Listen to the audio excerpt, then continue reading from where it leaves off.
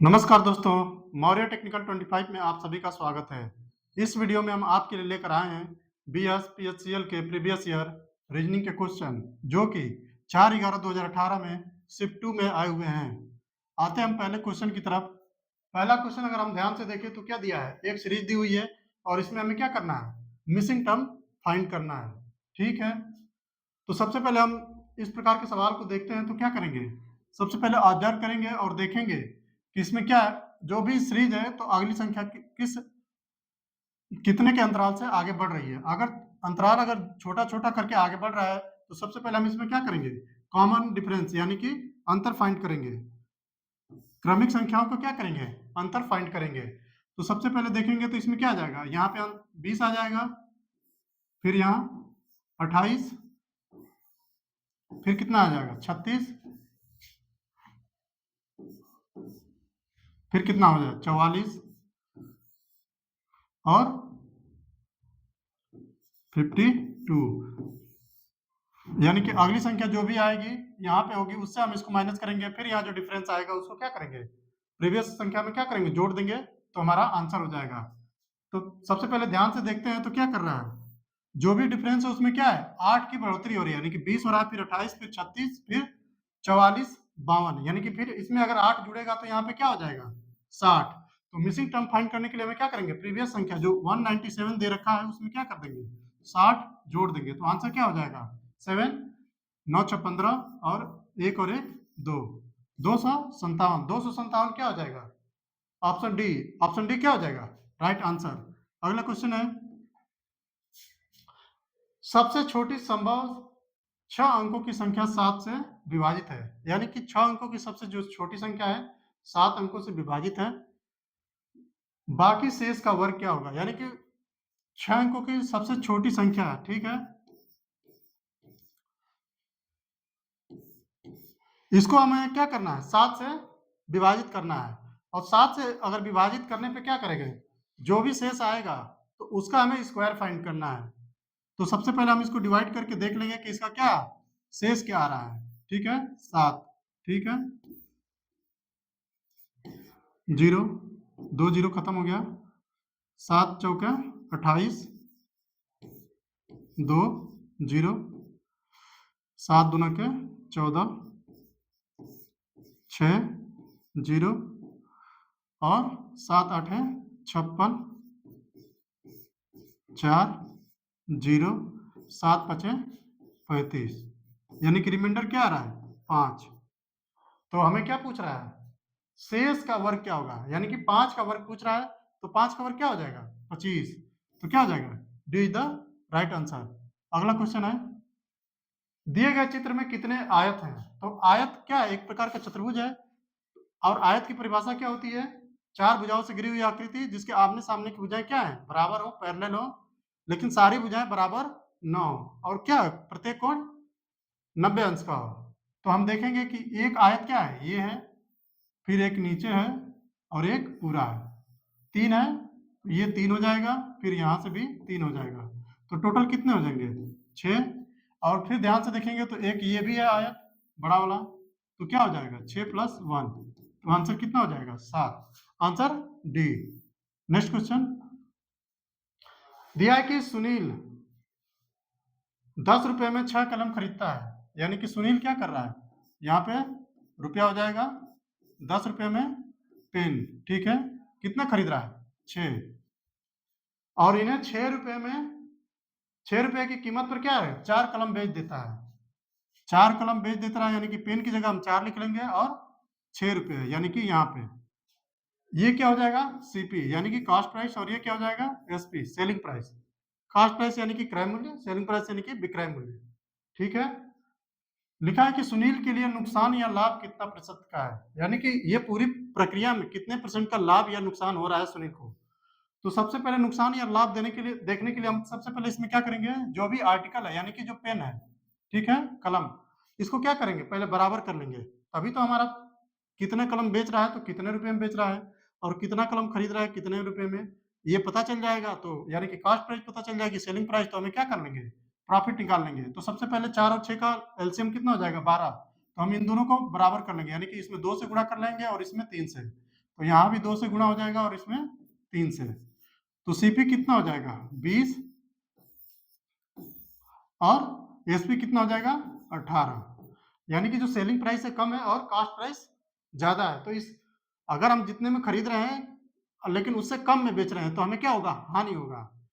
तो प्रतिशत हानि निकालने के लिए यानी कि परसेंटेज लॉस निकालने के लिए क्या करेंगे, CP minus SP upon CP into 100। ठीक है, तो 20 माइनस 18 बटे में 20 गुणते 100। ठीक है, तो ये क्या हो जाएगा 2 बटे में 20 गुणते 100। तो आंसर क्या हो जाएगा 10%। 0 से 0 कट जाएगा, 2 से 2 कट जाएगा, आंसर कितना आ जाएगा 10%। 10% का क्या हो जाएगा लॉस, क्या हो जाएगा loss. Answer C is the right answer. Next question, विकल्पों में दिए गए प्रत्येक जोड़ी में एक वस्तु और सामग्री जिसमें से इसे बनाया गया है दिया गया है। यानी कि एक सामग्री बनाई गई है और किससे बनाई गई है वो चीज दिया गया है। पहचाने और जवाब दें कि ये जोड़ियां कहाँ गलत हैं। यानी कि अगर ऊपर वाला जो क्वेश्चन लिखा गया उस हिसाब से डिफरेंट जो है उसे हमें क्या करना है, फाइंड करना है। तो कंटेनर क्या दिया है प्लास्टिक, सही बात है, प्लास्टिक के कंटेनर बनते हैं जैसे बॉटल हो गया, पानी टंकी हो गया। वॉल थर्माकोल, टेबल वुड, यानी कि वुड का क्या बनता है टेबल बनता है, ये भी सही है।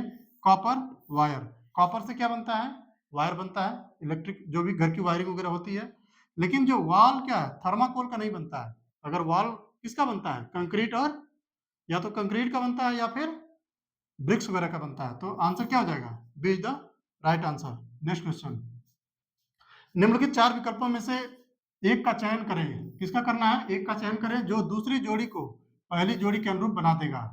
ठीक है, दूसरी जोड़ी को पहली जोड़ी के अनुरूप बना देगा वही चयन करना है। देखते हैं क्या दे रखा है, दिया है नौसेना पनडुब्बी। यानी कि जो पनडुब्बी नौसेना क्या है पनडुब्बी का यूज करती है। तो तोप खाना का कौन यूज करेगा, तोप खाना का क्या कौन यूज करेगा मिलिट्री, यानी कि फौज क्या करती है तोप खाने का यूज करती है। कोस्ट गार्ड क्या करते हैं, ज्यादातर कोस्ट गार्ड क्या होते हैं शिप वगैरह का यूज करते हैं, छोटी शिपों का। आर्चर और एयरफोर्स ये दोनों डिफरेंट हैं। अगला क्वेश्चन, पी और क्यू सापेक्षता दो अभाज्य संख्या है। यानी कि पी और क्यू दो क्या है एक दूसरे के प्रति अभाज्य संख्या है। अगर पी और क्यू का गुणनफल दिया है, जैसे पी और क्यू का गुणनफल कितना दिया है 221। ठीक है, तो 2p और 3q का एलसीएम निकालना है। 2p और क्या 3q का एलसीएम हमें फाइंड आउट करना है।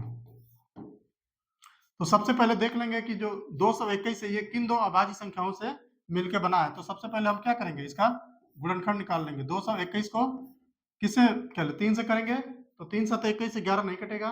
लास्ट में 8 है तो ज्यादातर 8 से ही कटाने की कोशिश करेंगे। 5 से नहीं कटेगा, 7 से 7 3 21 11 हो जाएगा नहीं कटेगा। 9 से 9 दूनी 18 41 नहीं कटेगा। 11 से 11 कम 11 फिर 101 नहीं कटेगा। फिर कितना होगा 13, 13 से देखते हैं 13 कम 13 कितना का 9 1 यानी कि 17, यानी कि क्या होगा 91, 13 7 91। तो एक संख्या क्या हो जाएगी दोनों ही अभाज्य संख्या है। तो p की मान लीजिए कि 13 हो गया और q कितना हो जाएगा q हो जाएगा 17।